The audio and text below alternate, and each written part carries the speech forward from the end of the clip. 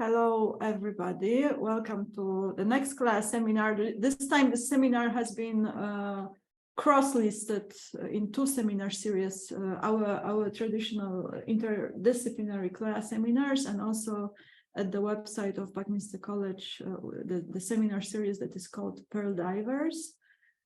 Yeah, but it's in the time slot of CLEA seminar, so like the audience is mostly CLEA, but not only. So this time it will be my talk about education, and it's cross-listed because it comes at the intersection of what we are researching at CLEA, working out transdisciplinary, interdisciplinary, complexity science-based understanding of reality, and like the practice of education that the Buckminster College project is about, inventing, formulas, formats, methods, how we might be going about education. So that's the intersection, and the question I wanted to address today is this: like, find a way. Imagine this. This is a DALI interpretation of the topic, and it turned out a little bit flat Earth interpretation of the question. How do we, like, if we take this Buckminster Fuller's concept of like image of the spaceship Earth. Yeah, so we are a species on a shared spaceship somewhere in space. New ones join in, on board of this ship all the time. And how do you like, onboard them? How do you train them? How do you like tell them what's been all about so far and what we are actually doing here? Yeah, so that's the question, which I like because it's so zoomed out that it kind of invites you to drop all the kind of cultural habits of thinking, how it, like it creates an open space for like really, like thinking about this question anew. Yeah, and as a species, like a new child is born, yes, and it happens all the time. And like, how does this, this creature become like, the humans we are, and how it might go, how we would like design it if you had a clean, whiteboard and could really rethink this question, because many things that we do are kind of historical artifacts. We are born into a trajectory and experiences, and those experiences shape us. Yes. So, and then when you think, okay, how do you go about this period of time? Of course, you are very strongly shaped by the experience you've gone through, and this is how we all are.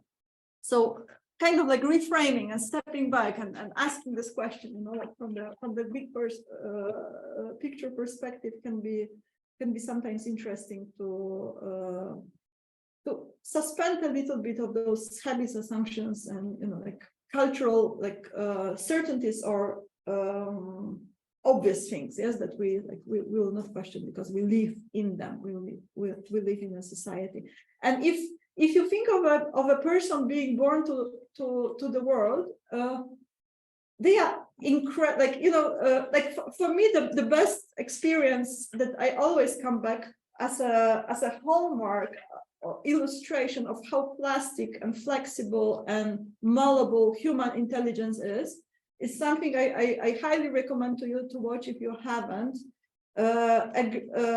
On YouTube, you can watch videos of a girl called Oksana Malaya, who is one of those feral children that were actually like recorded, and it's not so many of them. Human children brought up by animals, and in Oksana's case, it has been dogs.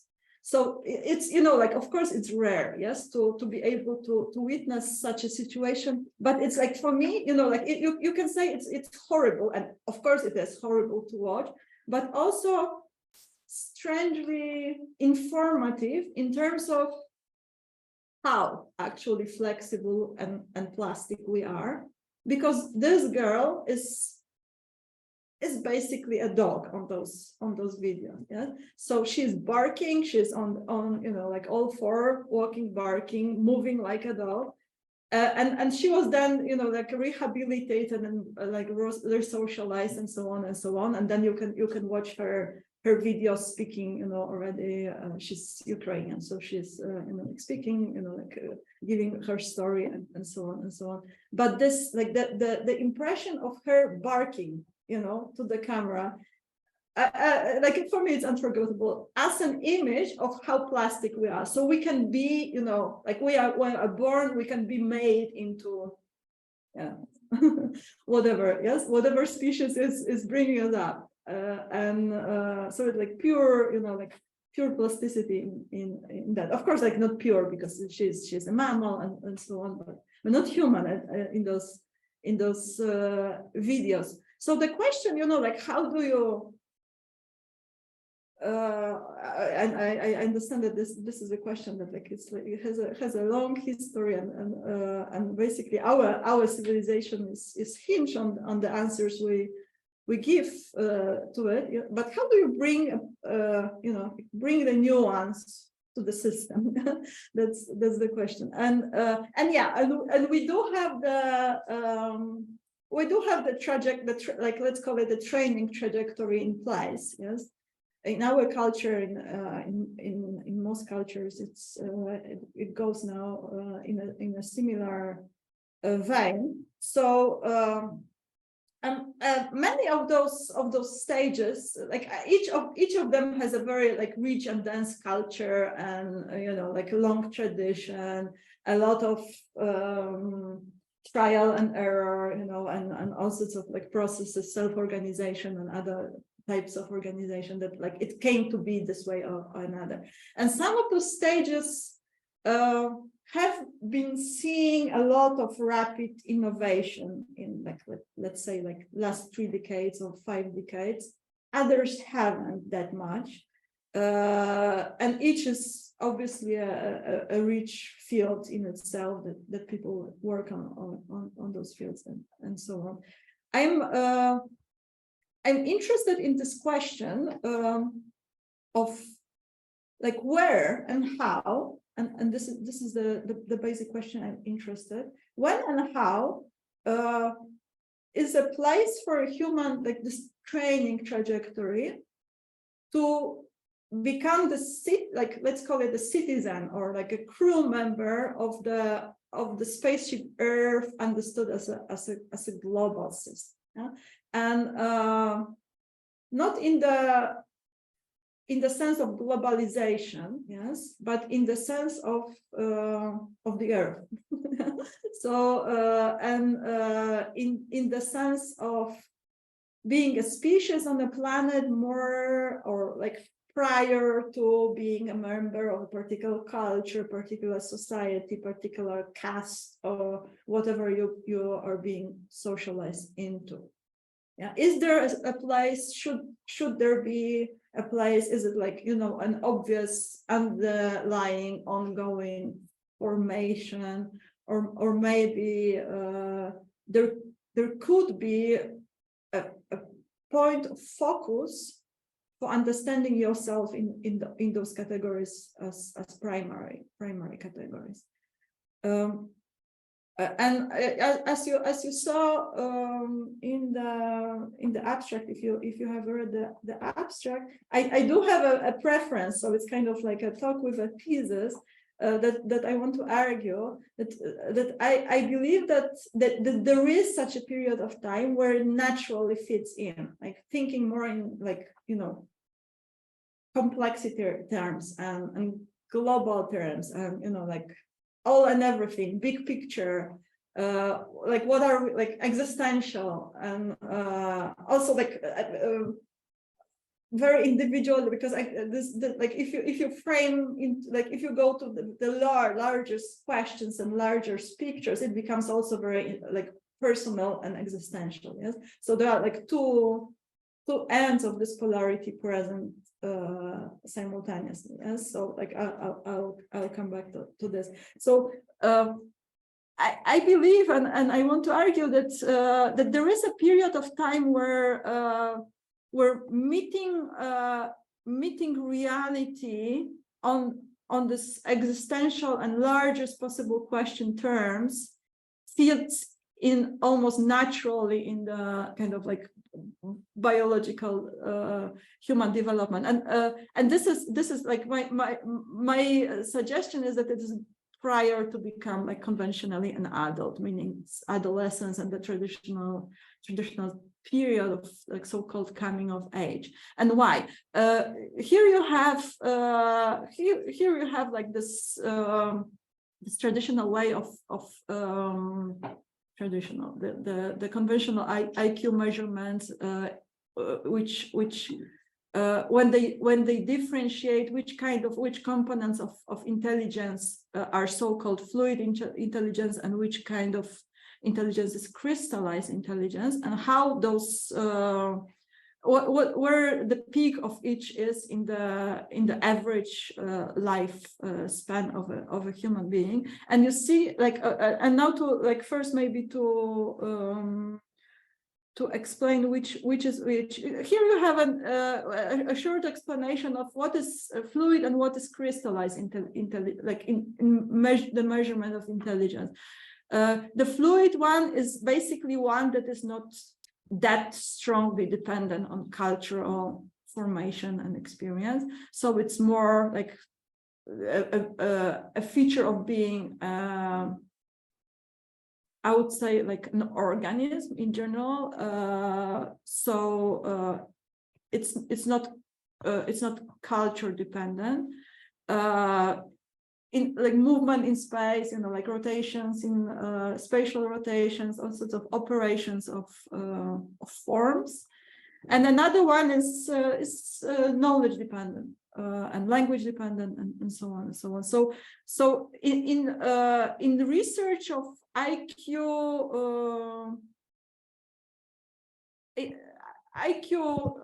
fluctuations in time in lifespan, there is this, you know, like gradual accumulation of crystallized intelligence, and which comes to counterbalance or kind of replace this fluid intelligence that is, you know, like can be applied to learning and like, you know, like becoming anything. Yeah. And when you look at this time, to me it's very interesting. This time between 10 years of age and 20, you see this peak of this fluidity of intelligence. Those people can, you know, like are super fast at learning almost anything. Yes. And also a very steep accumulation of the crystallized intelligence. So learning about the world, it's extremely dynamic time. When you are like 20, like apparently here 20 something, it's already that you have like your crystallized intelligence takes over. Yes, and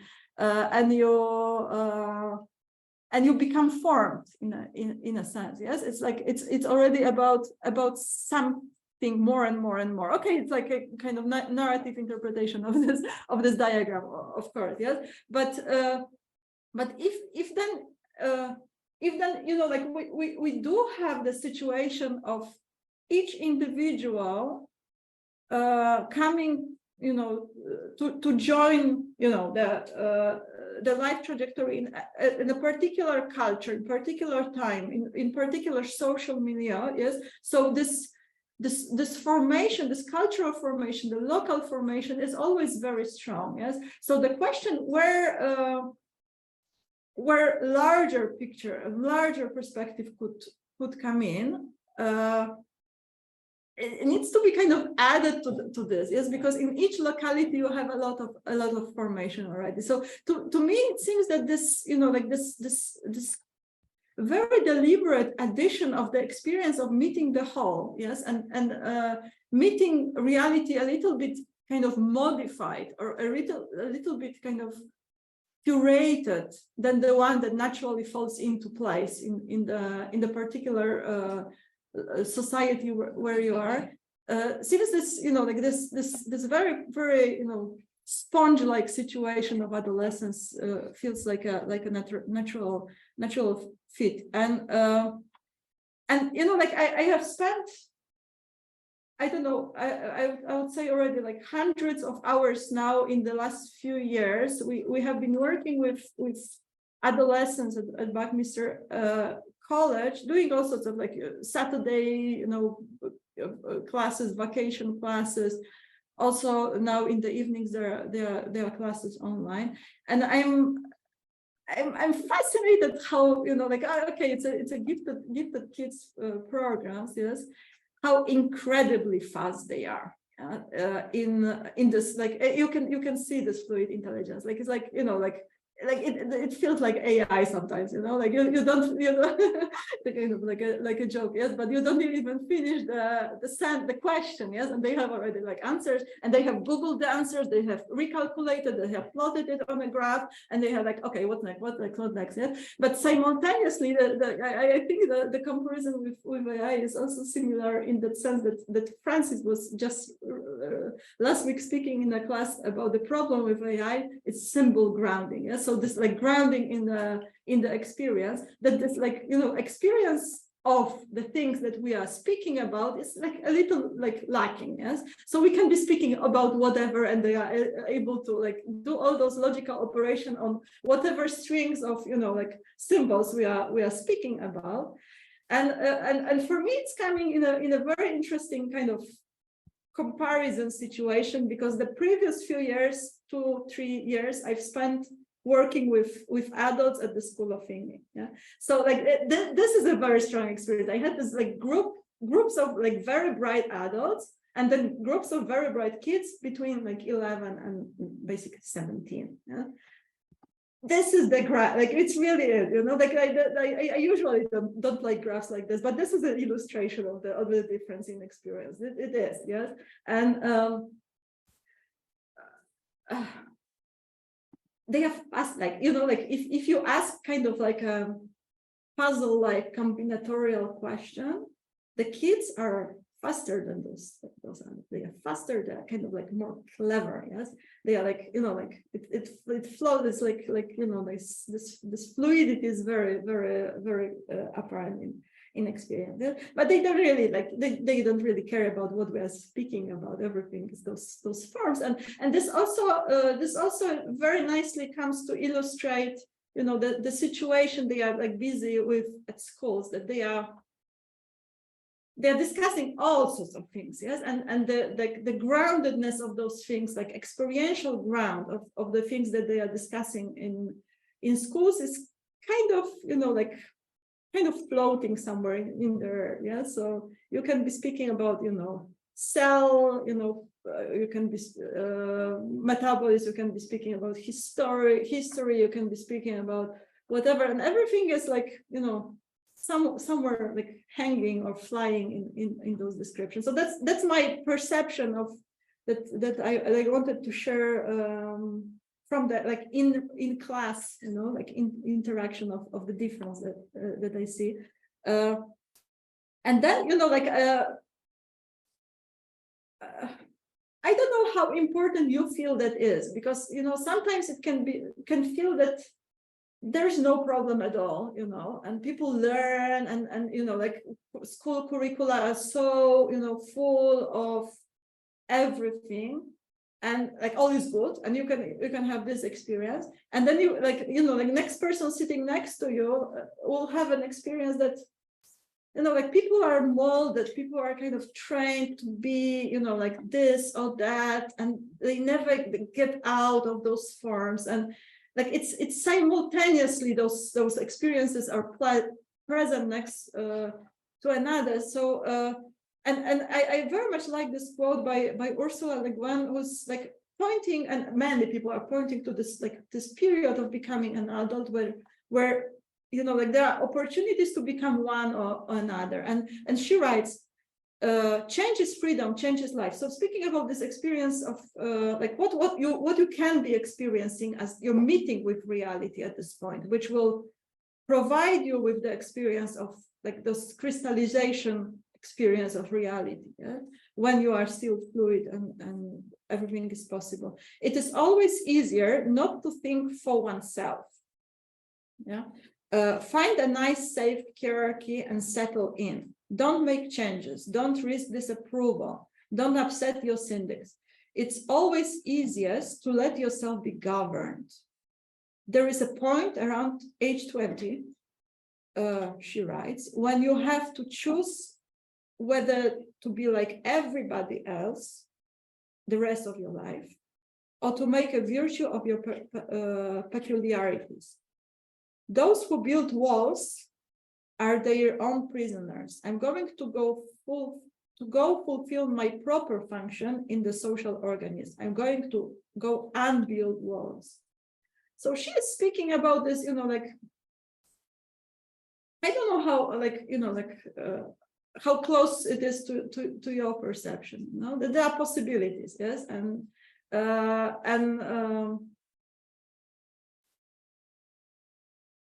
how you meet reality, what you experience in this reality, what this meeting with reality informs you about you and your role and how to be in it. It's kind of, you know, it can be disrupted later on. Yes, it can be disrupted, modified at any point of time. But this adolescence is like probably the first moment that you consciously meet those questions, yes? And you kind of wrestle with them, and you make your choices at some point. Then, you know, like you will remake them and you will make them. It comes back. So I wanted to give you a few kind of like more story-like or description-like ideas how we want to work at this Buckminster project with people between 10 and 18, for them to, you know, like to get a chance to address those questions, kind of like big, you know, questions in life, and kind of perhaps in a little bit more kind of zoomed out or out of the box or holistic way. And the exercise in this project is like this. So if we keep everything, the entire trajectory as is, like let's freeze everything before, let's freeze everything after.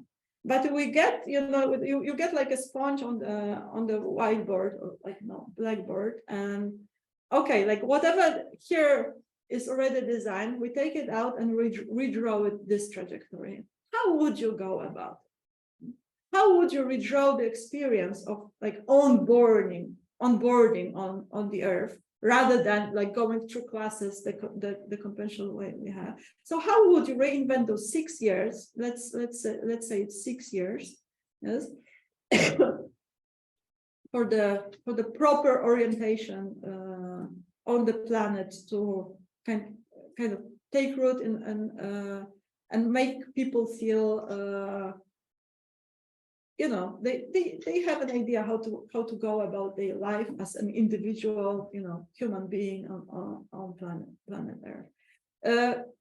Erasing one segment, of course, makes it, you know, makes both lines kind of where they are. Yes, so this also means that to responsibly, you know, offer something that will become like a trajectory that will take people from A to Z in this sense, they need to like arrive where they need to arrive, yes, and like to like in that case to be, for example, accepted at the university. So it's not like reinventing in, you know, like, okay, let's go to into the wild and never come back to civilization. But okay, let's kind of, you know, like, well, you will get what you need to get. You will like continue if you will want, yes. But you will have all the options in your pocket, yes. So how would you like that? That's the constraint. The kind of like in design thinking, that's the constraint. Yeah? So if the starting point and the end point, you know, there are parameters to be met. Yeah. What are the degrees of freedom in between that actually can be redesigned, and their current cultural formulas are a matter of kind of habit or enculturation rather than necessity. It has to be this way. So that's the exercise that we are playing with in this project. And for this right edge, meaning this meeting edge that we have to arrive at, what we are working with is the framework delivered by not by any national system of education, which is already like more prescriptive in the sense that you like if you want to start a school that belongs to a like a not national but those regional like Flemish, Wallonian, and so on in Belgium. So those are more regulated because you also get, you know, like learning materials, and you get not only the kind of exit the points like exams, but you get subjects, numbers of hours, you know, you get the, you know, those like fill in line books that you work with, and so on and so on. So there's a little bit less degrees of freedom than in this system, which is called International Baccalaureate, and this is like a global umbrella system, which most universities in the world accept as equivalent to having secondary education complete. So you can get accepted at the universities, and it's quite advantageous if you have this type of diploma. But it's more flexible in the sense of it's made to be suitable for any to kind of harmonize with any national system there is. So because of that, it doesn't prescribe, like it gives you like the designs options of how do you arrange the classes, how do you group them, you know, how do you like what kind of materials you use, how many hours of which subject you will do, and so on and so on.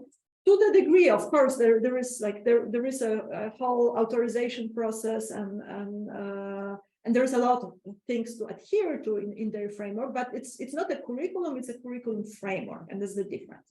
So you have exams you have to get, you have particular checkpoints that your program has to fulfill, but in terms of offering a playground for like redesigning an educational trajectory, those two frameworks are giving a lot of freedom that we want to use. So I would like you to see how like this today this is my kind of proposal for today. How a few aspects of like what would it mean to be this generalist thinker could be delivered within those few years of education, with the assumption and with the kind of commitment that, you know, this checkpoint by the end and all the checkpoints in on the way are consistent with this framework and are compatible with this framework. So I will discuss a few points. You know, what does it mean in this like global mindset? What would need to be experienced in the learning trajectory, and how it translates to a few feature. And I'll like talk about 4 features of like, you know, design. Let's call it a blueprint of how we are preparing to work in this project. And from the questions of there is a midpoint, that like a middle ground point that I want to emphasize, because you could say that, okay, to educate global thinkers or holistic thinkers, or like people who like kind of are generalists, asking all sorts of big questions and you know, like in contact with big questions in their lives. You can have a list of topics that you need to cover, and you need like this. So this is this questions, yes, part, and on the other hand, you have a practical solutions, yeah. But for me, the bridging concept is the concept of experience, and it's because of those diagrams that you saw about this crystallized intelligence. It's shaped by experience. Yes, you like it's so there's so much that we learn not by being told about, but being immersed and embedded in a particular, you know, way of living. So this experience, it needs to be kind of understood in the power it has, yes, in terms of how much learning, how big a chunk of learning is happening by immersion in the particular experience, rather than what we like conventionally consider education, you know, the contents of the materials. So the question, like this is like a list of how the question goes, yes, basically for this educational design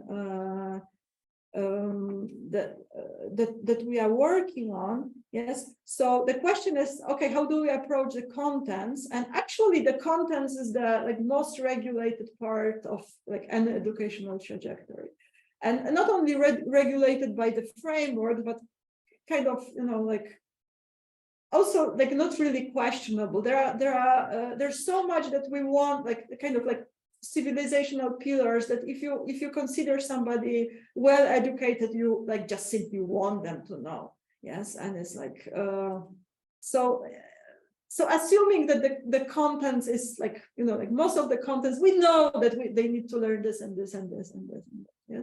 The question is, how do we go about the curriculum? How do we go about like what kind of worldview emerges, or what kind of worldview we want people to be educated into? Yes, what kind of agent, and what kind of, you know, like experience of agency relative to this worldview we want them to gain, yes, to master, to be socialized into, and be able to exert. And how does complexity, interdisciplinarity, being a generalist and being an individual, or like individuating rather than identity-based being, how does it come in play? Yeah, so this like is there like a cloud of question? Okay, like in terms of the educational design, how do we go about that? Yeah, and what I want to show to you is how each of part of this question like can be translated into a practical experience rather than content-based thinking in terms of education. Yeah, so it's thinking of being embedded in a context rather than being presented with contents. And for me, this distinction is very interesting, because it's very interesting because some people, for some people, this distinction is obvious, and this is what they like, how they think. And for some people, this distinction is kind of like almost non-existent. And I have listed here a few people who speak directly about this distinction, what it means, yes, what it means to be exposed to contents and learning content, rather than rather being shaped by a context in which you operate.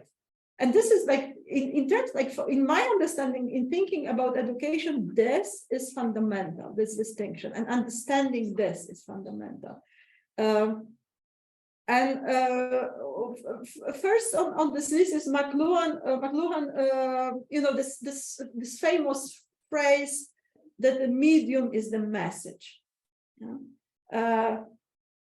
Think about the school, and if you could apply this to thinking about the school, that what you learn at school is the school. If like thinking holistically, if the school is the medium, what you are basically learning most of all is, like, let's take a very traditional school, to make a caricature. Yes, take a very traditional school. What you are learning is this medium. So being a schoolgirl and a schoolgirl, this is what you primarily learn. Yes?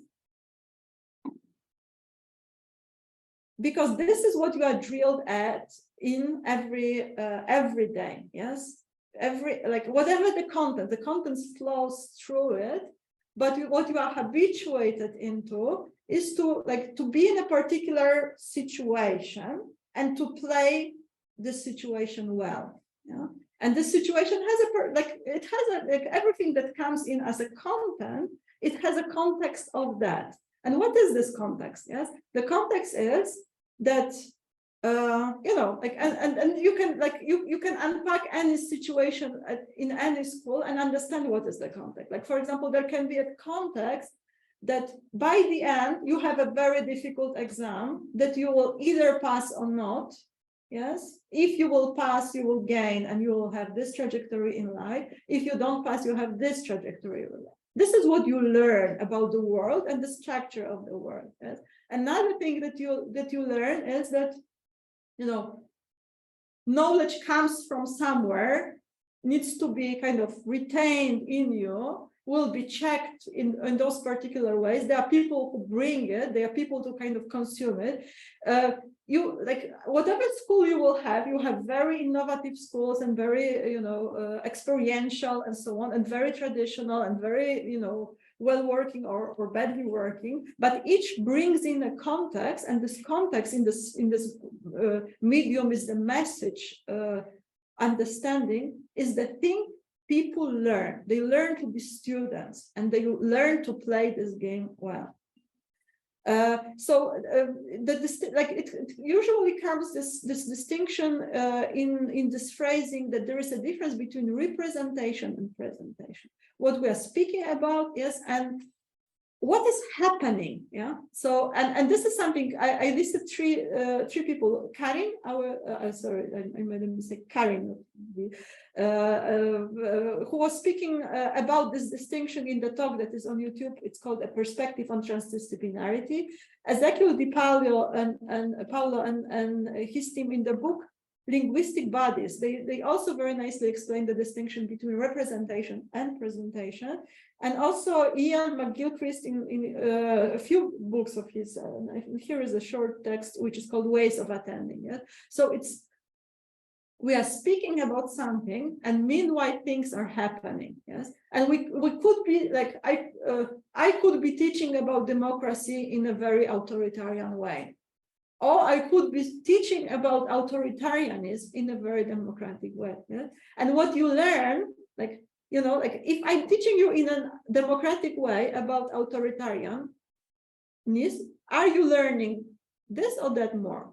Yeah, so this is this distinction. Yes, you have you remember the description of authoritarianism from what I spoke about, but in your experience, kind of in your behavior, in your interactivity, in your daily behavior, you have kind of absorbed being a democratic being. Yeah? Living in a democratic kind of immersive situation. This is what you've learned deeper and kind of implicitly, yes, or the other way around. So this distinction, that's the design question coming from that is, what kind of situation we need people to be embedded in and immersed for this learning to sink in implicitly. And The last reference here is Bruno Latour. He's using in a different wording. It's not this distinction, but in this book, which I like very much, it's called Reassembling the Social. He's asking this funny question somewhere in the end. Okay, whenever globalization is being spoken about, it's like a painting on the wall, and your role in your understanding of the social realm is not to listen to, like, watch the painting, look at the painting of the global system, but look at the room in which this painting is hanging on the walls. Yes, who is in this room and what they are doing. Yes, so this is kind of like a metaphorical, more again illustration of the difference between what is being spoken about and how, where, by whom, what for, and so on. The difference between representation and presentation. So, so in design, we really need to think about this contextual embedment of content. Even if the contents of the educational curriculum was 100% retained, we have it all prescribed in the textbook. We can teach in a zillion different ways, thinking in terms of this cultural immersion. Yes. And a few more like similar reformulation between the design question and the experience that people have. If you think about curriculum, you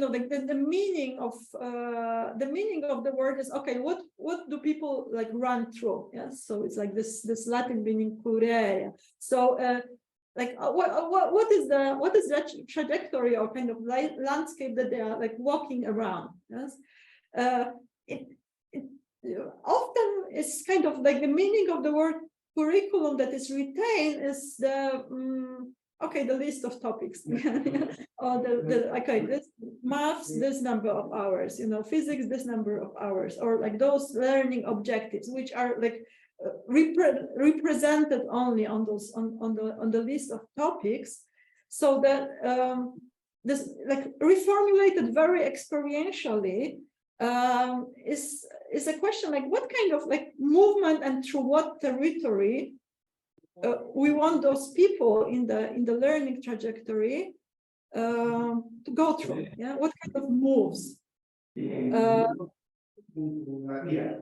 Todos los problemas que tuve en las organizaciones se resolvieron con contacto con Martina. Todo. Okay. Sometimes people don't know. So, and this like in terms of like thinking what it means, I highly recommend. There is a short video on YouTube again. Kurt Vonnegut's short, like it's a fragment of his lecture at some university. He's speaking about shape of stories. Yes, so it's for literature. Yes, but what kind of different moves, yes, through life or through a story can there be? Yes, it can be like a quest, you know, shape. It can be like everything is going well and then collapses and so on and so on. So those kind of movements doesn't necessarily here mean only, okay, that we need to move in classrooms and we have to go to the, like that too, yes, to the forest. But what kind of like the motion of the mind through the learning process we want to design to be this curriculum like. Yes, this shape of the story for me is a nice metaphor. And another thing is at CLEA we speak about worldviews, and CLEA is kind of centered on this notion of the worldview. If you understand worldview in this logic of, you know, like representation and contents, it can be understood in a very static kind of like maybe like all-encompassing but kind of encyclopedic or like prepositional way. Our worldview is, and then we can like formulate that we believe in this and those are our values and so on and so on. So in terms of experience, what I think as to be useful as a complementary concept is Husserl's notion of the live world. which is, you could say it's a dynamic worldview in which you are embedded in. Which that would be the difference, because this is the notion of how do you experience and what do you see and how do you interact in the world as a whole, yes, but from your point of immersion in it.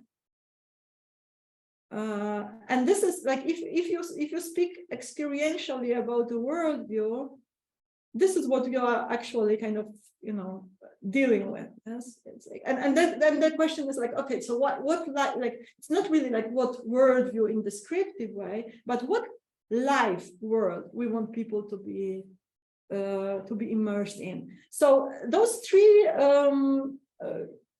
come to, like I told you, I'll describe a little bit 4 different aspects of this blueprint or kind of design that we are like working towards at Buckminster. So this kind of thinking about this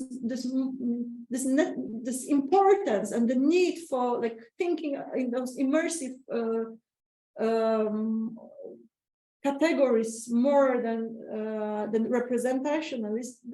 This translates to the first kind of cloud of features of this project, and it's not one thing, but it's like a cloud of those things. The idea is, okay, how do we, thinking in this kind of redesign, like way, what would we people like, what do we want people to be immersed in for, let's say, 6 years to actually learn through the experience of being a part of in the world, yes, and taking like this experiential immersion seriously as the primary school, yes.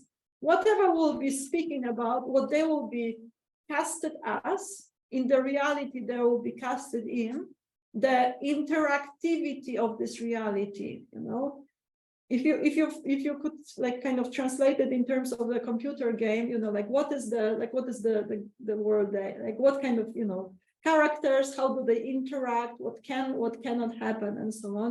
This is this like live world design question. And for that, in this project, what we came up with is kind of like a combination of feature that does away completely with the institutionalized way of thinking about schools that we have now very, very strongly present in our society, which is this, like 19th century, 20th century, like institutionalization. Yes, so we have applied, like thinking about the school is a way of like, it's a big institution, it's a place, it's a building or a campus. And it operates more on this kind of industrial, workflow way, that you come in, like you check in your, like whatever, presence in the morning, you spend your hours, you go home, and it's like every day, and it's like the plan is there, and you are being kind of like processed, and so on and so on. If this is like, if this is the shaping experience of the traditional kind of industrial way of like institutionalization, yeah. So what other could be, if you remove that, if you take the institutionalized or industrialized process out, and you say, okay, so how do we immerse people? How do you actually immerse people in life? Yes, and as such. Yeah? Rather than an institution.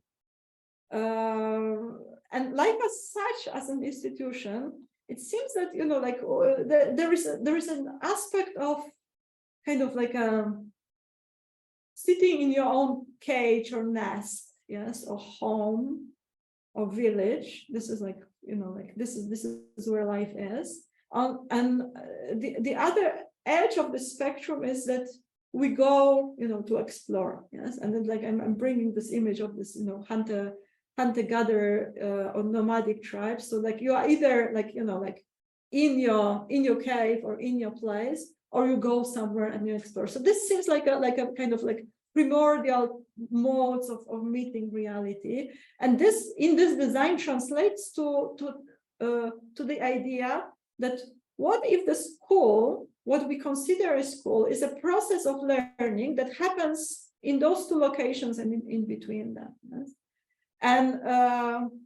And it's shaped more as an exploration or as a research expedition, rather than like an ongoing process or ongoing material to be processed by you. And the design is such that every 2 weeks, you kind of get immersed in a, like we call it, research expedition. For 2 weeks, you become an explorer of a particular, like research area. So you become a biologist or you become a scientist who researches that. Yeah. So it's not that you will have this material distributed throughout the year and you will like check in, check out, and then switch to history, switch to something, switch to math, switch to language. But for 2 weeks, you become this type of a researcher and you will explore this field deeply. Yeah. This is your exploratory area or like field, yeah. And you do it in this kind of like primordial oscillation between the cave or the nest or house, which is like home in our in our culture, yeah. So you do it bit like you do it from home and you do it by going somewhere, yeah. And this is the social setup that actually like we want people to be immersed in. So within those 2 weeks, they will go for 4 days together somewhere, and they will form more of a community that researches something, that like sleeps somewhere, eats somewhere, needs to arrange all the practicalities relative to this exploration. So this is the residential, the boarding part of the curriculum. Every 2 weeks you go for 4 days somewhere, then you go home, and the rest of this period you work from home. You are this more kind of individual researcher, working from home, working out, reading, writing, and also learning to take care of yourself when you are like on your own.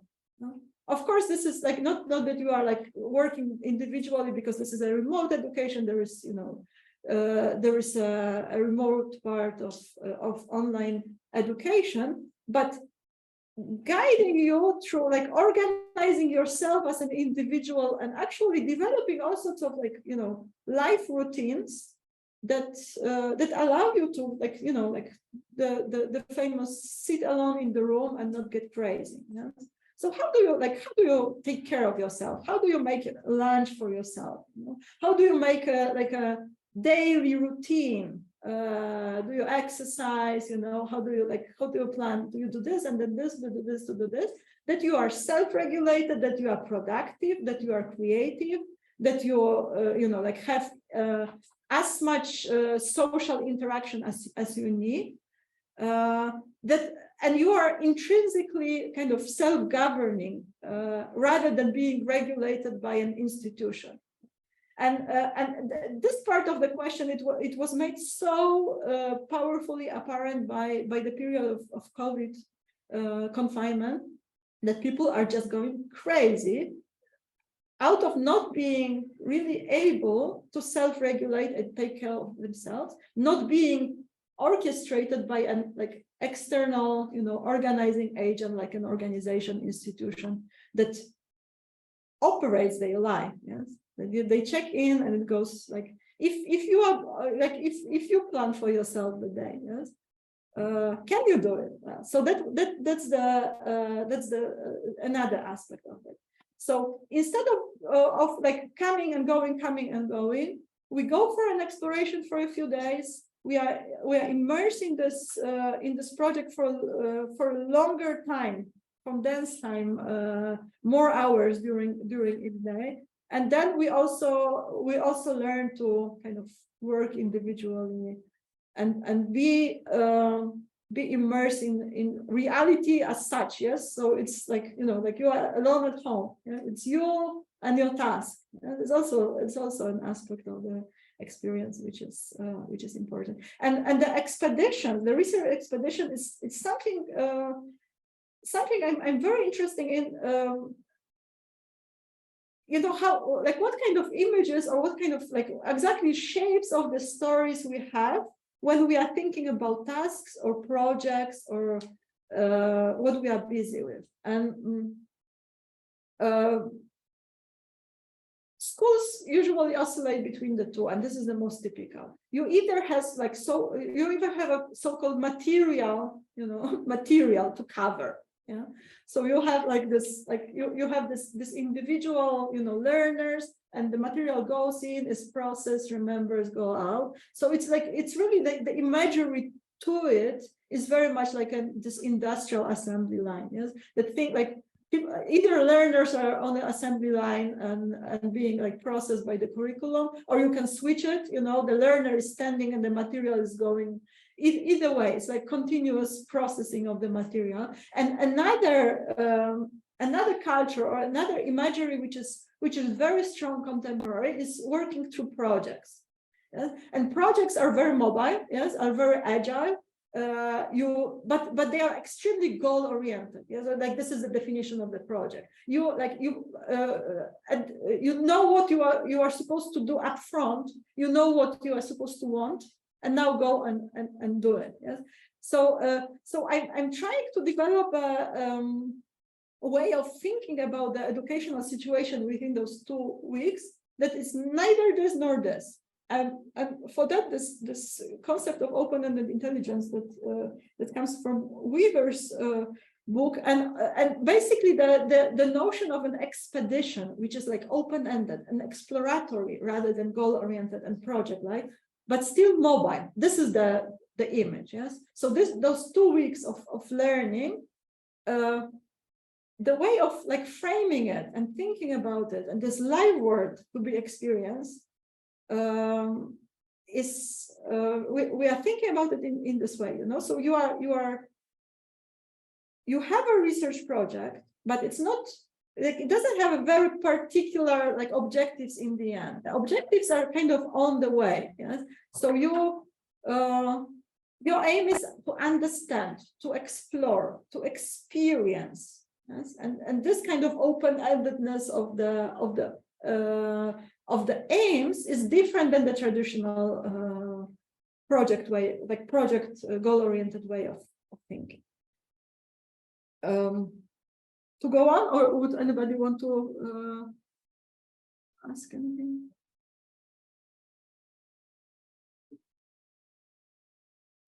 I can go on, but if yeah. Well, maybe just one remark about something I was thinking about just yesterday. Is in the Human Energy Project, we are working on the so-called technosocial dilemma, which is that basically young people are very confused and don't see the coherence in the world.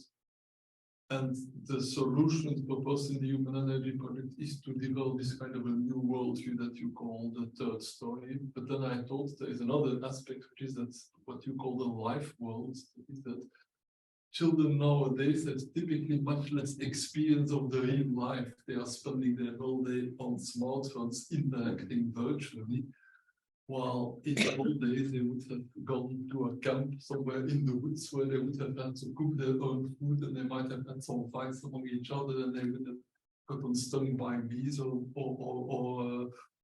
fallen on their knees, but they would have learned the world. So they would have gotten a more coherent picture of the real world. While in the social media environment, there is no world. There are snippets of information that are selected for being dramatic, funny, weird, whatever. They lack coherence. Yeah. So I think that indeed being in direct contact with the real world gives much more of this coherence, this sense of coherence that I think is lacking now in modern youth.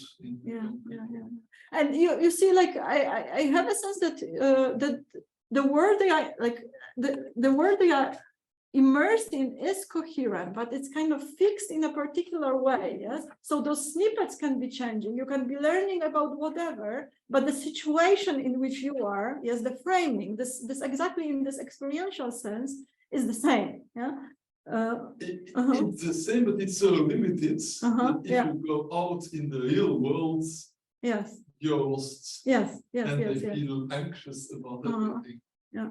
I would to continue kind of on that point. One of the things that I think like the digital world can, like I think an opportunity that it can provide for a lot of whoever they don't know, I mean at any age, is like, for example, if you want to learn an instrument. I mean, I think you can go through that like real world process, as some of my friends have, and like I have too, of like trial and error, etc. And it's activated through the digital platform, whatever. Yeah. But I think you still can get that. But I think your point too is like really the important one, that like a lot of the digital platforms are like organized a certain way, which don't encourage these kinds of processes. And you see, like I'm not saying like like we are planning a lot of online activities as well. So it's not like let's not do digital and so on. But there is an organizing principle of this expedition, which like orients you like 2 weeks. You are like researcher on that, and those things become tools. Yes. So like as you say, like I'm learning an instrument myself. I'm also like watching YouTube and so on. But it's like on the particular quest, let's say, yes, like we use this word. So, and then you like, okay, now I need a real teacher. Now I can like watch YouTube. Now I have to practice, but I know what I'm learning, and it's the choice of events or moments is secondary, yes, and the primary is this, this exploration process, which is the stronger organizing. An exploration to which you get feedback that tells you where you're going in the right direction, where you're going in the wrong direction, and through the feedback you develop competence and you develop confidence. If you read by if you learn by randomly looking at YouTube videos and all kinds of snippets of news, it's not interactive. So much of the information will come in and it will go out, and it doesn't give you confidence. And also how you learn to play an instrument from online videos alone, because you need a teacher to tell you what you're doing wrong. I don't think if you're inexperienced in an instrument, or someone, even if they explain to you how to play it, you're not going to notice the precise positions or whatever the thing is. If you make a mistake, you're not beforehand, you're not going to tell you. Yeah, I see. I mean, I think there could be a number of examples where like digital platforms can provide like reading a book, for example, or learning a language maybe. But I do generally think like I agree with the overall sentiment that a lot of the feedback loops that we have with digital platforms, I guess, aren't very healthy, aren't very structured. They're not really processes whereby we can learn almost anything, like in a lot of ways. And I mean, it might also be interesting to point out that to some degree, like they're designed that way. I mean, companies like a lot of big tech companies purposely want that kind of feedback loop to happen. Yeah, and it links to the next point, which like in itself, it's maybe all right. No, I just wanted to have a ball buzzing around my head. So I really like invoking Marshall McLuhan and the medium is the message thing, and in some ways we're working on we're following quite a similar strategy, like so.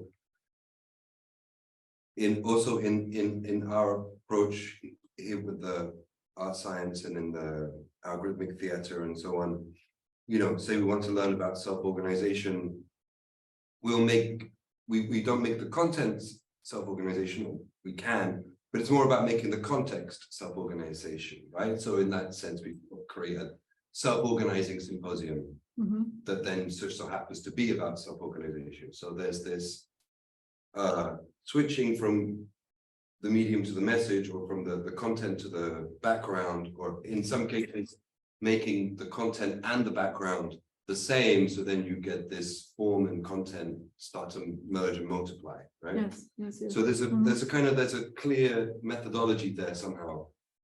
And so the idea is, if you want to learn about X, then think, how do we make the context X, right? That's the formula in some sense. Yeah. What I notice is that somehow, like through your talk, you keep coming back to this metaphor of immersion, this word immersion. Even when you talk, even in the first sentence, you talked about the barking girl, and how if you wanted to understand society and how we're immersed in society, and therefore we don't see it, like invoking this image of the fish not seeing the water in which it swims. But I think there's something delicate there, which is the distinction between being immersed in something and being constitutive to that thing. It's like in life, it's not about that we enter into life, or that we find ourselves landed in it like a bird on a branch of a tree. It's that we are ourselves part of it. We make it up as much as everything else does. We constitute it. We co-constitute life and the world, And so that's my only question with the metaphor, or the medium of expedition, is that it has this sense of the visitor, rather than the being co-constitutive of that thing that you're visiting. So it's I understand your point. So this is how do you go about the expedition? Yes, what is exactly what does it mean? Yes, to research would be the question, and I think this actually moves to this next topic of agency. How do you learn to be active? Yes, and to be an agent, not a kind of passive or patient a patient of the process. Yes, which actually project based approach would be very active, yes, but goal oriented, and you already know what. But this processing of the material is very, very passive. Yes? So the question, so maybe I'll move to the next, because this is exactly this. The next question of agency. Yes. So what kind of agents in this reality we become,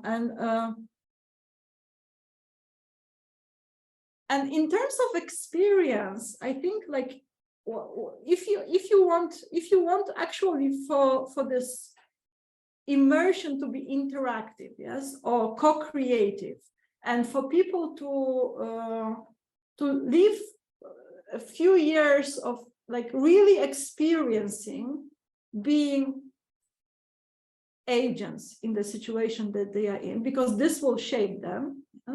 They have to experience having autonomy. They have to, because this is the agents. If I'm for you to feel you are an agent, it's not enough that I will move you, yes, and you will move, and I'll bring up your leg and bring up your arm and so on, and you have been active, yes. You have to move, yeah. So you have to experience moments or aspects that you actually are an autonomous, player in this life world in which you have been immersed in, and this is an interesting and a tricky thing, because if you go through teacher training, approaches, and what the teacher training is obsessed with is exactly this, activating. I know have only a Polish word for it. Activating methods of teaching. Yes. How do you make them want something, do something, yes, and all sorts of tricks. How do you make the game that they are actually engaged, that they are not bored, they are not yawning or reading under the table, yes, but they are really, how do you create those situations, yeah? And the trouble with all those things is that we think this, actual immersive context of the school, it's kind of like a double bind fake, reality in which you are invited to be active, and the outer frame is inviting you to be passive. Because if you you know where you are supposed to land and you are supposed to do, and you have to behave this way, and this is the real life world in which you are the patient, let's say, of the system. And now let's pretend it's not the case, be active. Okay, so it's a little bit this kind of a game. So I'm thinking, and this is not really like in itself innovative at all. It's more kind of like a reappropriation from an adult life, that those people are really ready to make choices, yes, to experiment, to learn, to make choices, and to live with choices that apply to their real life situation in this context.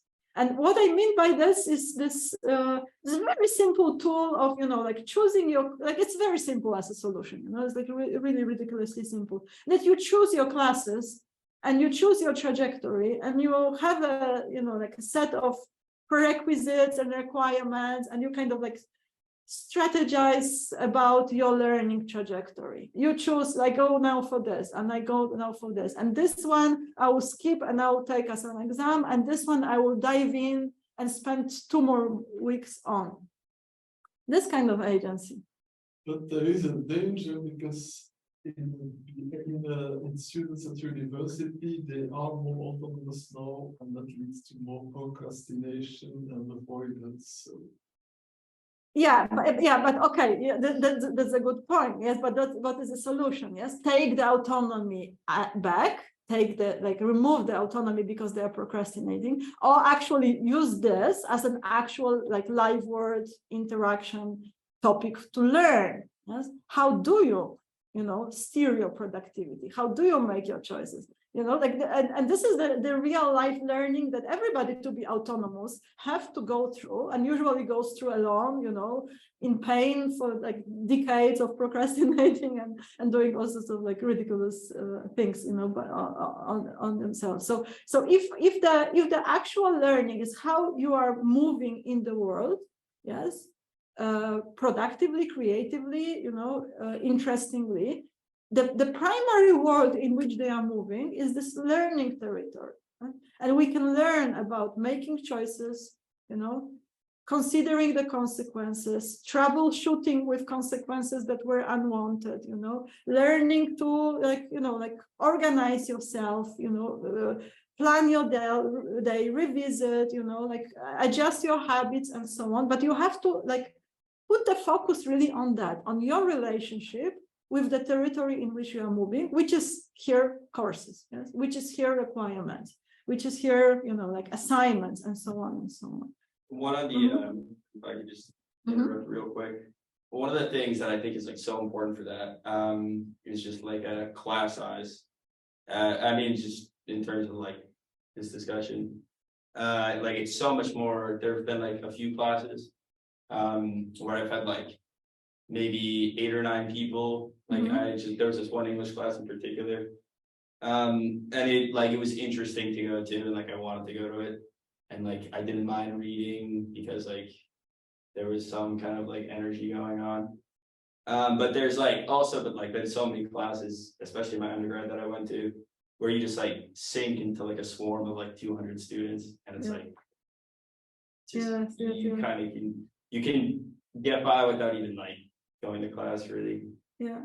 But I think it's really about wanting to learn and being interested in what's going on. So this is the context, in terms of this autonomy of agency, there are setups in which you cannot experience that, yes. And when you are a part of the swarm and you're things are regulated, it can be a class about autonomy, yes, but you need to let's experience autonomy relative to any class rather than have a class about autonomy.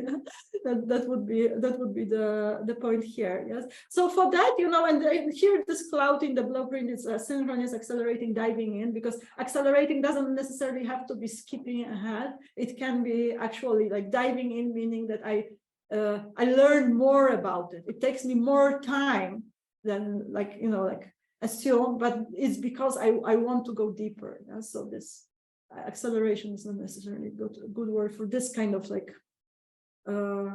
learning more, yes, than prescribed. So this is like in terms of the practical implications, this is a challenge, how to plan the courses and prerequisites and exams and into a territory in itself, yes, that people will be supported at responsibly navigating in an autonomous way. Yeah, so they have to be, of course, a lot of backup, possibilities of in order to learn something, and you are okay, make your choices. You'll make bad choices, you will not succeed. So this is the material where you actually, there are inbuilt possibilities to learn through failure, to learn through not optimal strategy taken at first, fine tune, discuss, and so on and so on. And then and then more now in terms of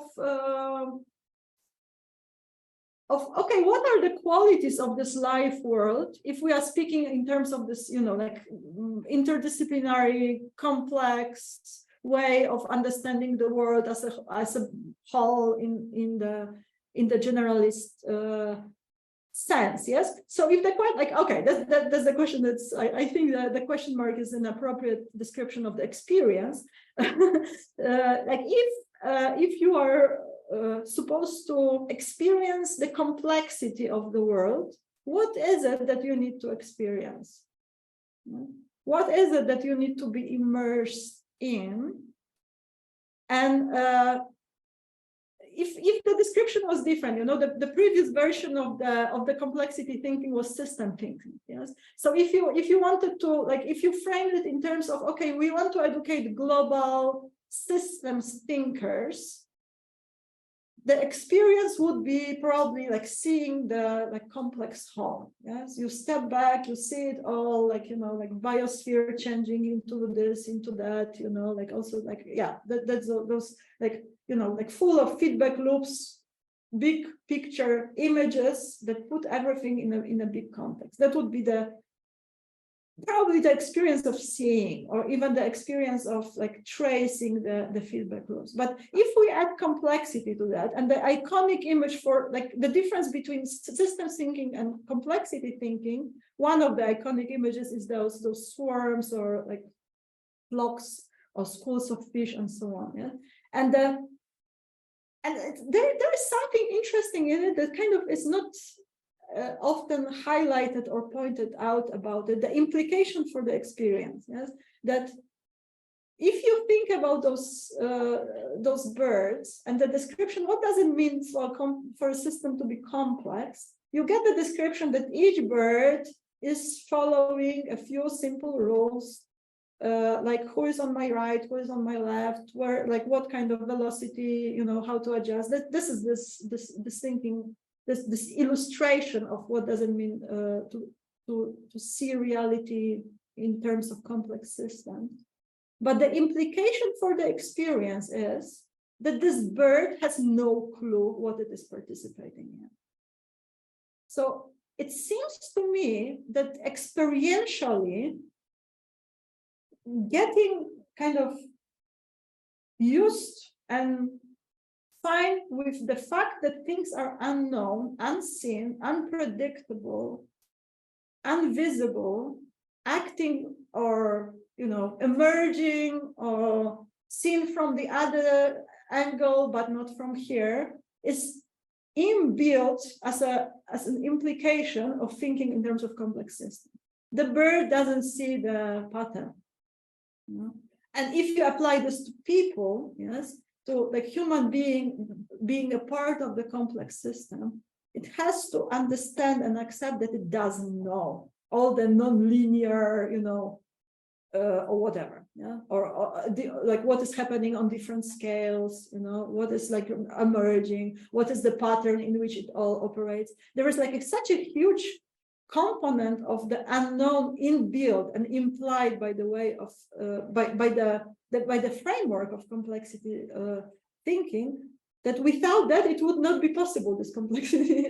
It would be a systems. Everything is mapped and everything like is seen and everything is known. So like the question would be, how do you experientially, you know, make people like, you know, like invite people to touch that, yes, to be a part of that and to know that, yes, that I'm participating in something about which there is plenty of things I don't know. That's how it really works. And probably, you know, you also don't know, and probably if we are in a different place of the system or on different scale, what you know and what I know is something completely different, both true, both extremely partial, and nothing really mapping the whole. This is a huge implication of complexity thinking as opposed to just simply systems thinking or cybernetical modeling. So the unknown, the experiential demand for the unknown would be one. Another one is, I was thinking, you know, like at CLEA, we speak about interdisciplinarity, and we give those explanations. Okay, what do we mean by interdisciplinarity in research? And we speak about those like meeting points between disciplines. So something is like between physics and chemistry, or biology and physics. Yes. So those like transition moments where one layer of reality becomes another layer of reality, and finding ways to describe, you know, those meeting points and kind of conceptual meeting points. This is like academic or theoretical interdisciplinarity most of the time. I think in terms of the educational kind of demand for interdisciplinarity, the biggest one, and also for us actually, is the meeting points between disciplines which are different kind of ways of seeing or different epistemologies altogether, rather than simply differing in ontologies. Yes, so it's like the biologists will have this ontology and physicists will have this ontology, but they will be operating in the epistemology, in the like modality of like interacting with the world, more in a kind of scientific, objectifying, you know, empirical way. Yes, but if you take interdisciplinarity, which is between different modes of understanding, you know, let's say you have Cadell Last. You remember Cadell Last? He was giving those examples all the time. Take a psychoanalyst and physicist, yeah, and the physicist will say, okay, you know, black hole, and the psychoanalyst will say,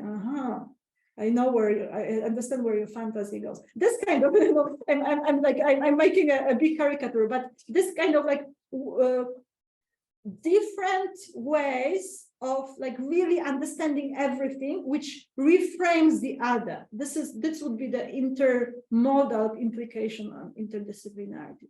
So like simple things, yes,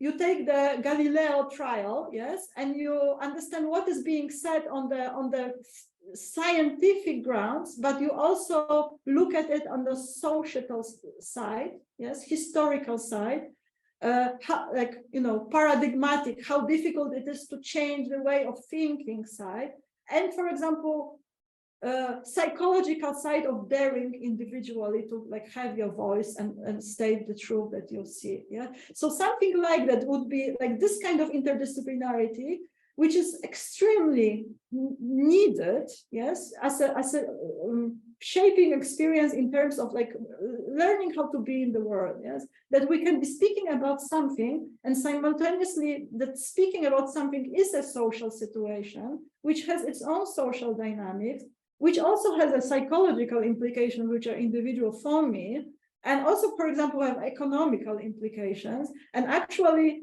economical implications is why those people don't accept this paradigm and why they make you feel stupid, you know. So this kind of like combinations of ways of thinking, yeah, that I think is a wonderful, you know, potential of interdisciplinarity in this experiential educational sense.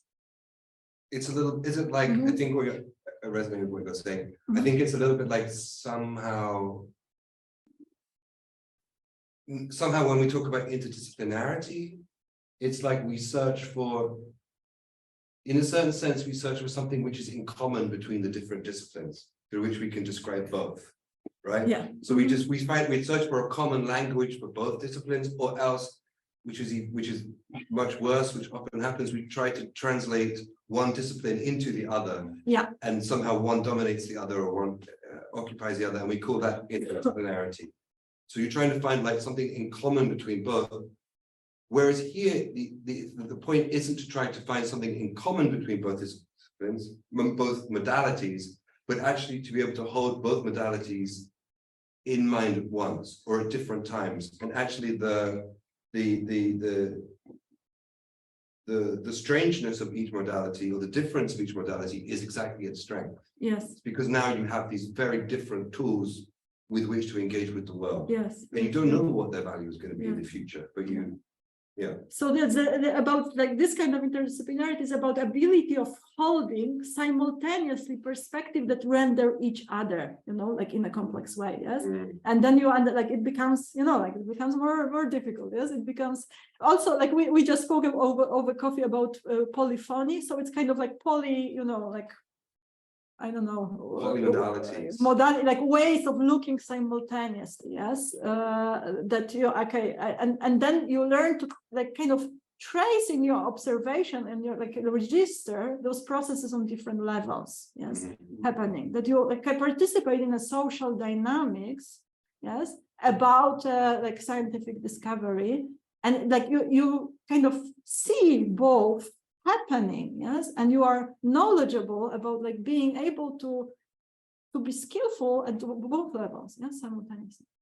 Yeah, I just want to add that, I mean, it's probably like a pretty obvious point, but they complement each other like pretty nicely. And you can take a concept like agency, for example, that you've been bringing up. You can apply it to like, I was kind of thinking about it with stories you were talking about before, like with English, for example. You could see a particular story maybe, or like a narrative arc as a particular agency, potentially. Yeah. Or I mean, you could think of biological agency, perhaps, or like the particular processes that are happening. So I mean, I think you might have transdisciplinary concepts, which might be illuminated by intermodality, like the particular scope, I guess, without having discipline being like, yeah, without carrying the weight of discipline. Yes. So it's the difference is between like is interdisciplinarity and ontology, which is like what we understand saying transdisciplinary is ontologies, and ontology like made of abstract concepts that we see them on different levels. Yes, it's like, okay, this is a cell, this is a human being, this is a, I don't know, business, but let's call them agent. Yes, so and we create this transdisciplinary ontology of agent and agency and this and this and that. But what I'm speaking here about, like in this, like, I don't know, is the word, is the best choice of a word, intermodality is more disciplines as epistemologies of ways of seeing, ways of interacting with reality, that they are simultaneously present and each is doing something different. And it is rendering something like intelligible in a different way. Yeah. I think with intermodality, not always, but maybe perhaps like oftentimes a hallmark of intermodality is indeed a feeling of slight cognitive dissonance, or indeed the feeling that there's something of a paradox going on between these two modes of thinking, but without an attempt to somehow resolve that paradox. It's actually, you can take it as a positive sign that you're somehow able to approach this topic with very different modalities. Yes. Can I ask you a question? Why did you choose that particular term, intermodality? As a kind of mode of attending or mode of interacting. So mode is like kind of more agential in this discipline, but I'm not particularly attached to this word. I just wanted to highlight the difference between, like a discipline as an ontology and a discipline as, like how you see what you see, like basically point of view or point of like ongoing observation. And then the next one to this group is, you know, like I started with this concept of being a generalist, yes, and it also can be understood as you know, kind of this zoom out, seeing the big picture in a systems way. Yes, I see it all, you know, like have it all mapped. I have like this huge map. I have you here as well. Yes, so in terms of like it's on this level of representation. Yes, and if we are speaking about being like this, again, immersed in the live world type of experience, what kind of experience is a generalist experience? And it seems to me there is this, I very much like this term. We had Jean-Francois Nobel once giving a seminar here at CLEA, and he was explaining this concept there. He's calling it holopticism, and it's not the zoom out, you know, like I see it all. No, he has this image of a musical band, you know, playing together, and they have a holoptic experience. Yes, and what does it mean that they have a holoptic experience? Is that each participant in a particular experience sees the entire experience. Yes? So and can respond to it. So it's not that you are a part of the whole that you don't know and you are just contributing a small, you know, bit, but you have this, you know, you have this this whole effect that each of you see, but each of you see it differently. Let's say you play a different instrument and you like, okay, you might be seeing it, like hearing a similar way, but you interacted with it differently because one is a drummer and another is a violin player and so on. Yes. So this kind of holopticism, like you have like a lot of pairs of eyes in the room, and each is seeing what everything that is happening. Right? So this is an experiential, to my mind, I wonder what you'll say to that, an experiential moment for this generalist if the points of views are different, because this is what you socially get accustomed to, that there are those different views or different way of seeing, different way of interacting with this whole. Yeah?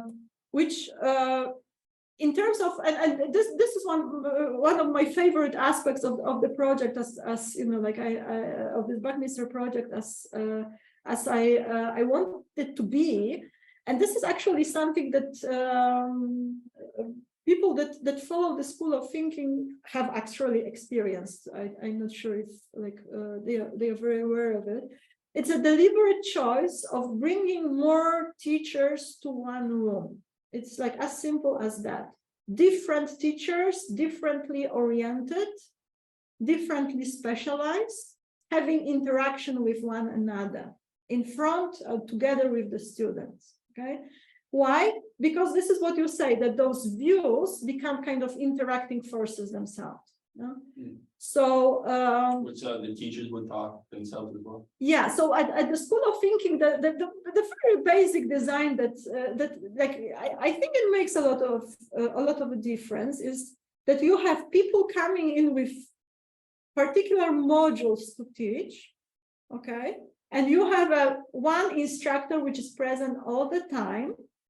Okay, whose activity is addressing learning on another level, another layer of it's about the connecting the dots, but not in kind of combinatorial way. Okay, like we have this, now this translates to this, but how do we integrate this knowledge, you know, like in like, you know, how do we apply it? There is an ongoing yearly task where all the learning comes and is applied to. So this person, for example, is the kind of anchor person for this task, for the process of learning, for the social process of learning. And this, it does make a difference, yes? And it does make a difference because each instructor or teacher in the room, when you are a learner, it becomes kind of like a point of view or point of understanding that you continuously have this, you know, like a voice in your mind almost, you know, because we are like, this is like social condition how it works, you know, like you have a group of people in the room and you kind of compute the situation as if from each, you know, presence, yeah. And you say, okay, this person is like doing this, this person is doing this, and like if they're like silent, you maybe forget about it. But if they speak up, you know, from this angle, this becomes like a reinforced voice or ways of seeing that becomes available to you. Also, teachers are completely different, you know, and it's particularly with younger students. When there is like a bunch of adults, and we train this a lot at Buckminster, you know, we are having fun, we are having a discussion, we can be having a quarrel, we're having a debate between us. We are completely different beings as kind of embodiments of the knowledge that we bring when we interact with each other, as compared to the situation when there is like you, one adult, you know, ex cathedra, and a bunch of kids.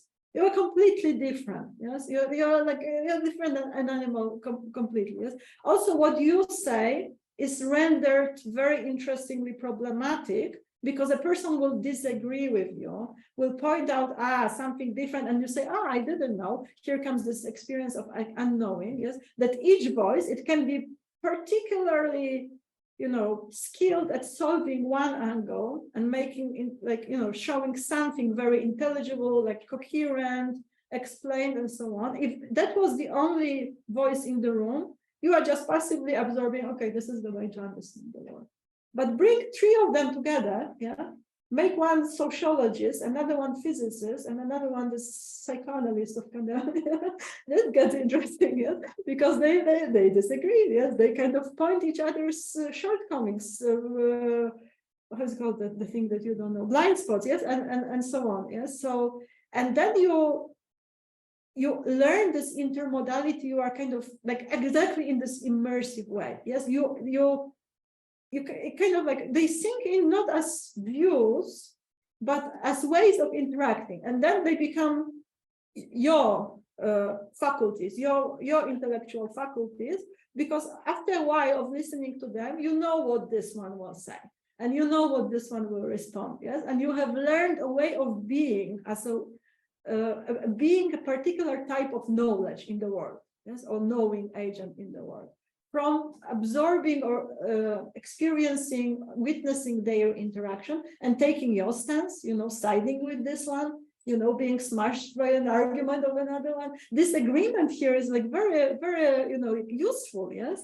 When we have this holoptic situation that we are researching something, yes, and we have a bunch of differently oriented scholars. So, so in this Buckminster College, I called it constellative. We will have constellation classes every morning, and the constellation class is that all those expeditions come together, and they are kind of combining what they are working on into a theme, which each is contributing something different and looking at the others from their own angle. So it's not only kind of a puzzle piece that you research this, I research this, we research this, comes very nicely into an image together. No, yes, there will be a theme, and each will be kind of problematizing what the others are doing in a way. So this kind of interactivity between those expeditions will be happening. And I have put the word performative here because it's a little bit kind of staged as well, you know, like you have to now, you know, speak this, you know, the psychologist, you know, like give the like it's almost like a performance, yes, and you like you voice it well, yes, so you become an embodiment of a view, yes, and all sorts of rhetorical, you know, like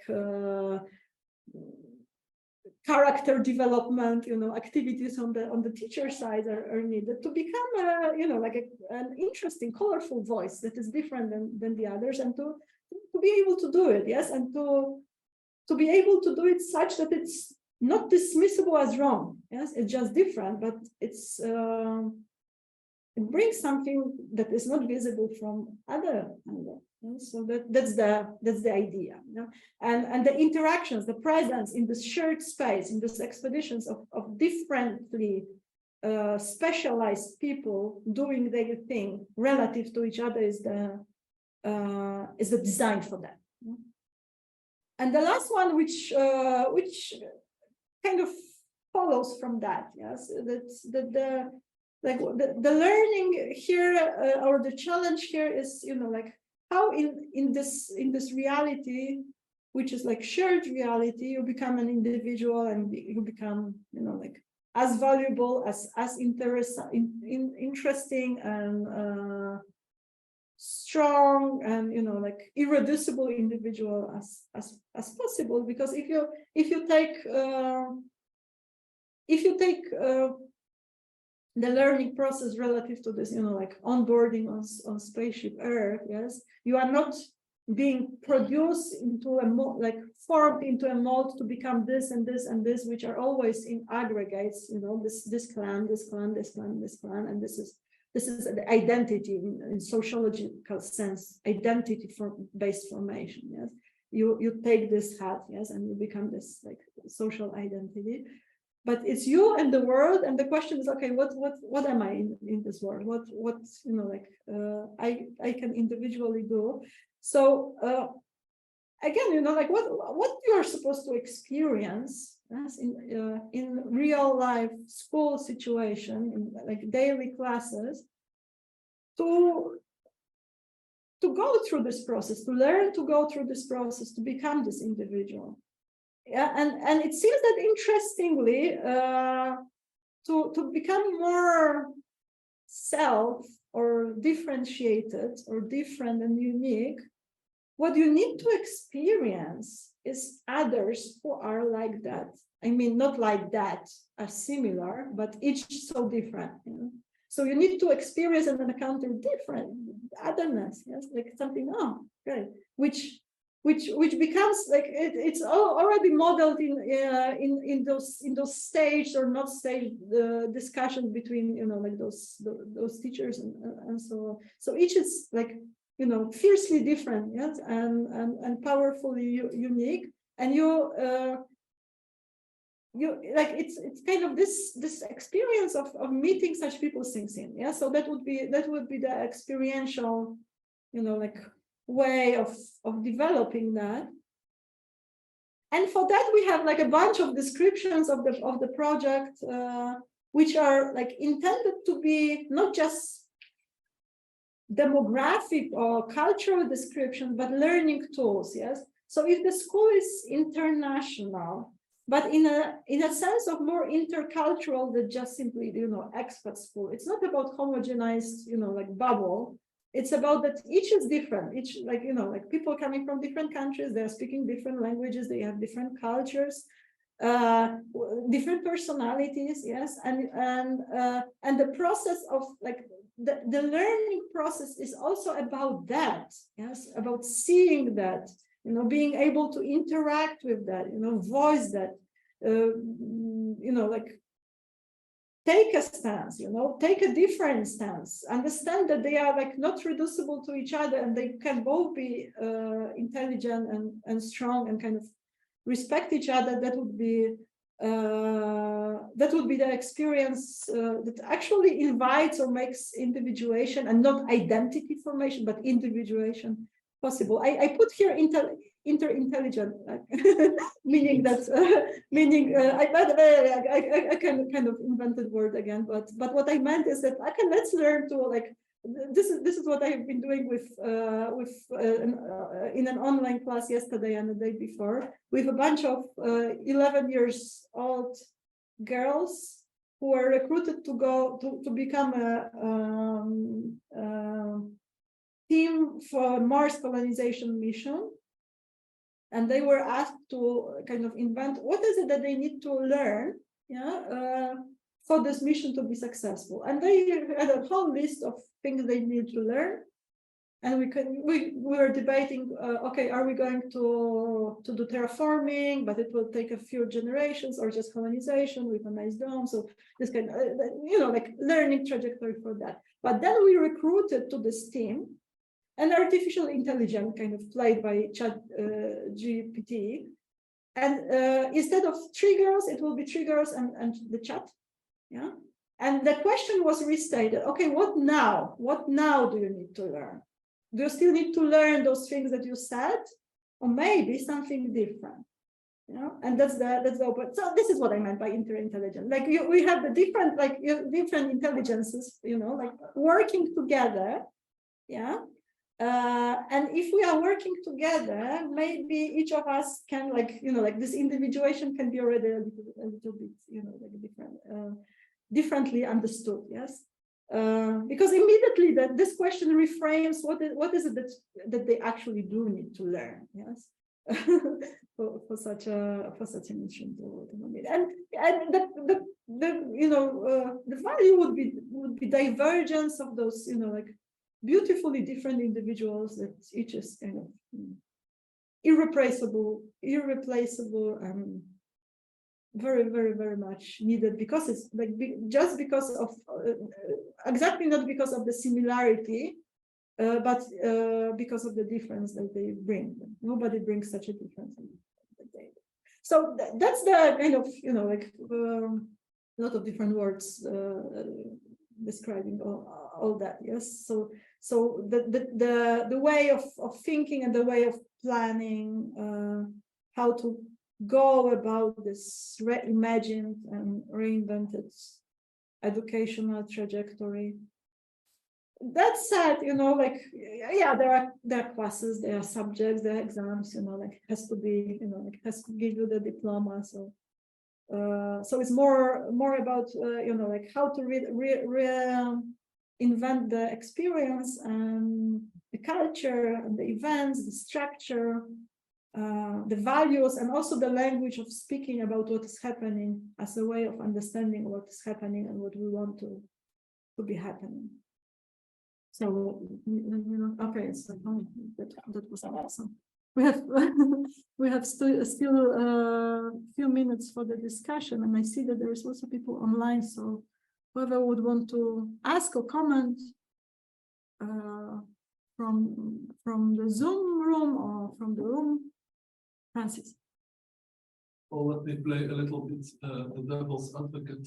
It's like a very nice program for if you would be a student in there, but students like to do things that are fun, that are exploratory, that are all very free and autonomous. They don't like to do certain things like studying mathematics, getting formulas into their head, studying grammar, all that kind of stuff. Aren't you afraid that maybe something that they really need to know, question of really discipline and drilling and things that are not that much fun, that those may not get into such a curriculum? Yeah, so it has to. Yes, it has to. It actually comes in under the label of drills, and there's a lot of drills, like kind of also learning how to be disciplined, do that, and yeah, I'm not speaking about that because it's kind of, it cannot be removed if people are supposed to pass the exams, that they have to learn something, they have to pass those exams, that, I'm playing with the structure of exams, how to map it differently, combine it with this network of prerequisites and so on and so on. So I find it more useful for this, from this angle, to make it more and more distributed and not big and accumulated, that you have those thresholds all the time. Yes, you after those 2 weeks, this is the benchmarks to meet. This is the assignment. This is the checkpoint, and yeah, and whatever the experience, this is a part of it as well. Yes. Well, I suppose it will be easier if you indeed have a public of gifted kids who may go to these heavy topics like mathematics and grammar much more quickly than others, so they would have time to do these things. But what if you do it with ordinary kids? Will it still work? Yeah, and this is an excellent point. I don't know, and probably it might not. And this is the kind of a very, very fun trick that we are making, because we are focusing on this audience, and they basically they usually come to the class already knowing, and so they are super quick. Yes, and super bright, and yeah, it's easy. Yeah, it's easy in that sense, and also a wonderful ground for this kind of experimentation in terms of methodologies and cultures and so on, because you have this, you know, this incredible power, you know, in terms of the human capacities there. Yes, and if indeed you were like, if that was an idea being implemented by the Ministry of Education, you know, for the whole, you know, population, rather than a niche project for a particular audience that just, you know, people who are like interested in this project oftentimes are people who are actually considering, okay, should we homeschool this kid because they just simply reject to go to school and they know it already all, you know, and they are super bored. So this kind of, so makes it easier in terms of the, you know, this innovation, you know, like spirit that we want. Yeah. I see Zlatka wants to say something, and then Eva, yes, Zlatka.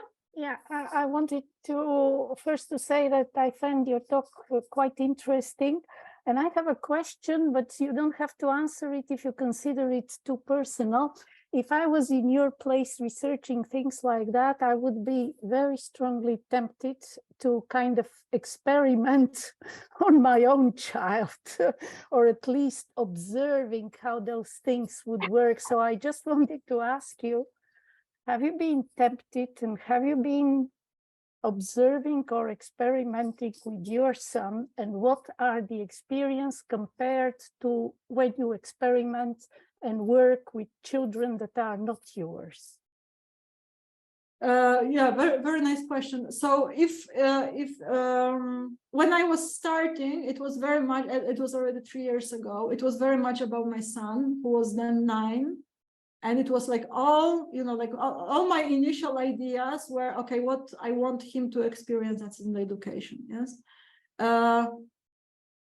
Now he's over 11 and he doesn't want to hear about going to a school that I ran.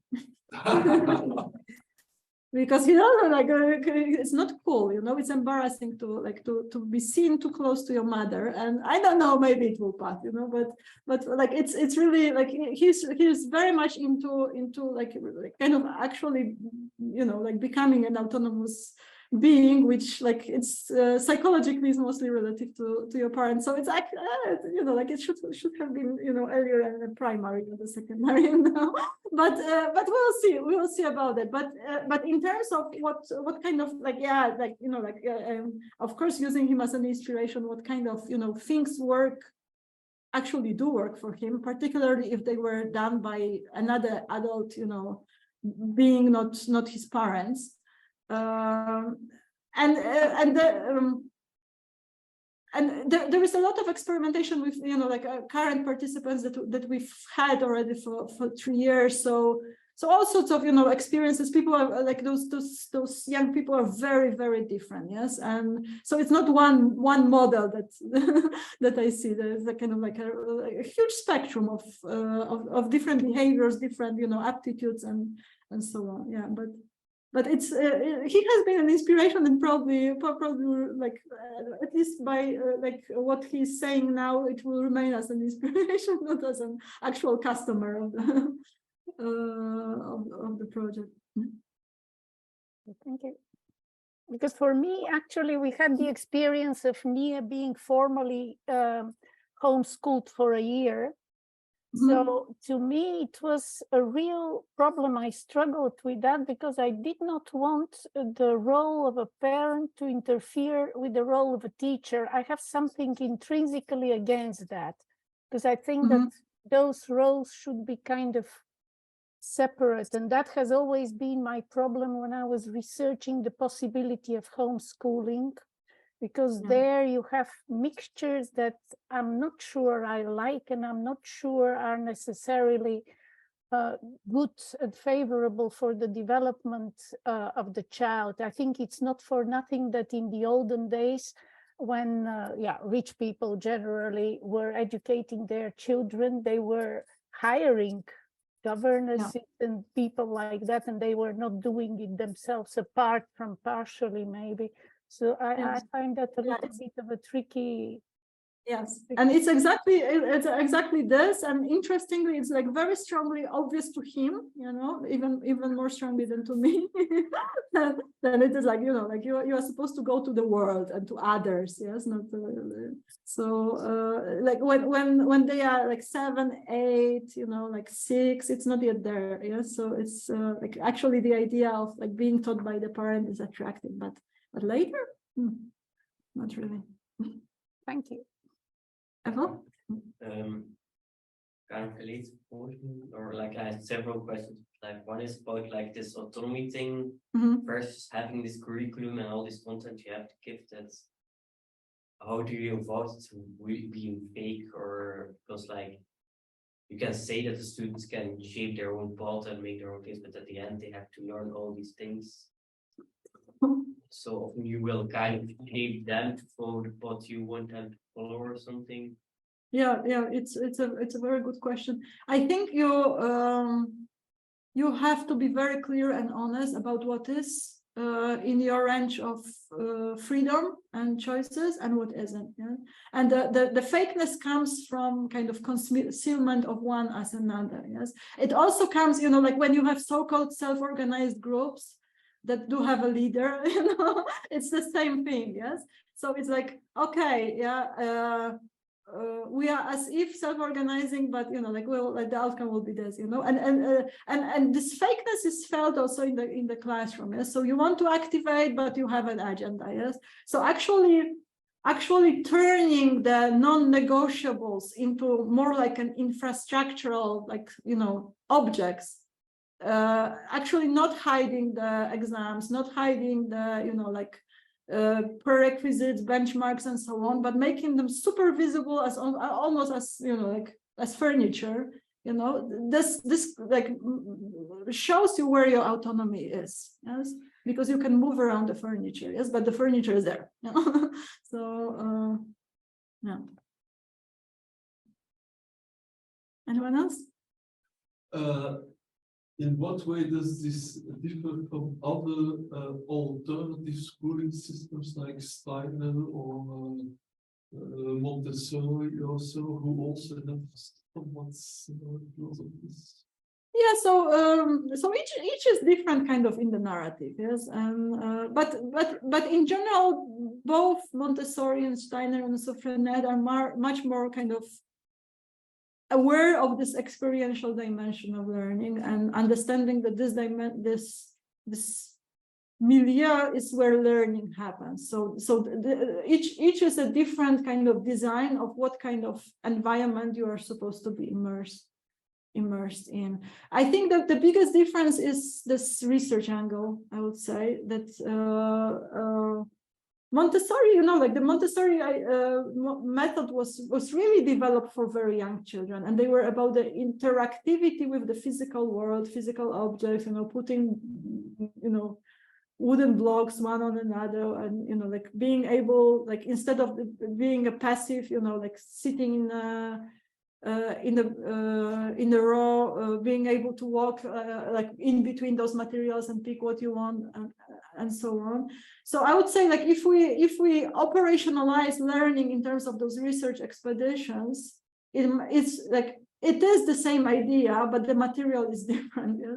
The material is not the wooden blocks anymore, but, you know, like aspects of reality that we like go around and research and so on. So and all those method schools were actually developed for young learners and applying to this like earlier cycles of education. This is why I say that those cycles did see much more innovation than, like, particularly the secondary cycle, which is, like, you know, like academically heavy. Yes, there is a lot of like material, yes, to kind of to be absorbed, and you, like, the question is, okay, so how differently, how in this more immersive way be able to accomplish that?